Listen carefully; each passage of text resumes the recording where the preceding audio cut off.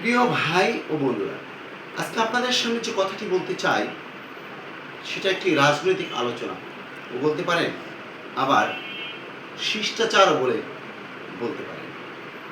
আজকে বিপিনুল হক নূরের সাথে যেটা হয়েছে সেটা আমি মনে করি কোনো ঘটনাই না, কারণ রাজনীতিতে আলোচনা থাকবে, সমালোচনা থাকবে, আর এগুলো সহ্য করেই যারা রাজনীতির মাঠে টিকে থাকবে তাদেরকেই বলা হয় প্রকৃত রাজনীতিবিদ। তারপরে যে কথাটি বিপিনুল হক নূর বলেছিলেন যে হাসানাতরা ডিসিএসপি নিয়োগ দিয়েছে, আমি তো এখানে ভুলের কিছু দেখছি না। হাসানাতরা বলতে এনসিপিকে বোঝানো হয়েছে, হাসানাতকে নয়।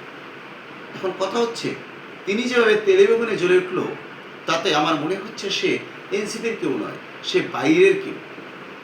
তাই আমি বলতে চাই, বিপিনুল হক নূর যে বলেছেন যে রাজনীতিতে নতুন শিষ্টাচার এখন পর্যন্ত শেখেনি, আমি এর পক্ষে, এবং 100% সঠিক কথা বলেছেন বিপিনুল হক নূর।